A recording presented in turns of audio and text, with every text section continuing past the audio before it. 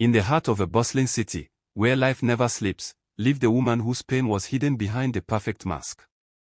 Her name was Sarah Bennett, the woman everyone thought had the dream life. She was married to Mark Bennett, a man who, in the eyes of the world, could do no wrong. He was successful, respected, and charming, the kind of man mothers wish their daughters would marry. But in the quiet of their home, away from the cameras, away from the neighbors, Mark was not a man to be admired. He was a man to be feared. Sarah's mornings were a carefully rehearsed performance. She'd wake up early, prepare Mark's breakfast, and greet him with a smile, the kind that hid her trembling hands. Neighbors admired them when they saw them together. What a beautiful couple, they'd say. Sarah would nod politely, while her mind screamed for someone, anyone, to see the truth. She lived her life like a prisoner on parole, free enough to walk around, but never free enough to truly live. The evenings were the worst.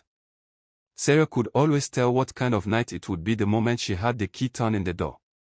If Mark walked in with a sigh, she knew she was safe. If he walked in with heavy footsteps, she braced herself for the storm. It could be anything: the soup wasn't hot enough, his shirt wasn't ironed the way he liked, or sometimes, nothing at all. His words were sharp. His hands were worse. Many people ask why women like Sarah stay. For her, it was fear, fear of starting over, fear of what he might do if she tried to leave, fear of the unknown. And there was Emily, their 7-year-old daughter.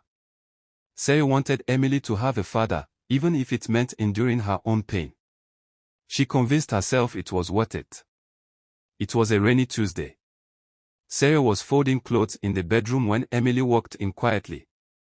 In her tiny hands was a drawing from school, a picture of a happy family. But instead of 3 smiling faces, Emily had drawn herself and her mother standing far away from a tall, angry man. "Why is Daddy always angry at you?" Emily asked, her voice shaking. Sarah forced a smile. "Daddy is just tired sometimes." But then Emily said something that shattered her heart. "I don't want to marry someone like Daddy." That night, Sarah couldn't sleep. She lay in bed, staring at the ceiling, her mind replaying her daughter's words over and over. When Mark finally fell into a drunken sleep, she made her choice. She quietly packed 2 small bags, one for her, one for Emily. Clothes, a little money, Emily's favorite stuffed bear. She opened the front door.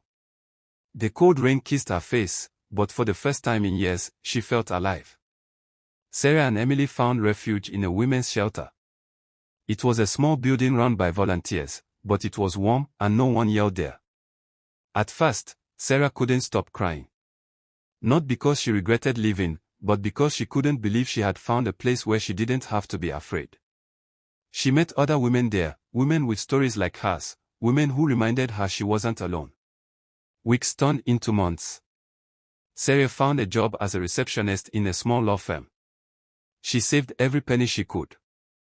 Emily began to laugh more. She started making friends at her new school, and her drawings began to show sunny skies instead of dark clouds. Sarah learned to smile again, a real smile, one that reached her eyes. One afternoon, Sarah saw Mark outside the courthouse.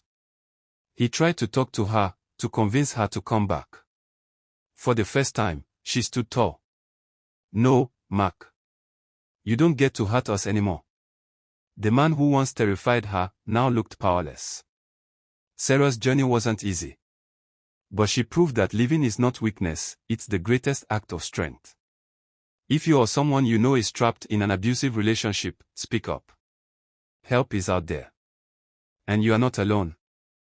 If you enjoyed this story, hit the subscribe button, comment, and share for more interesting stories.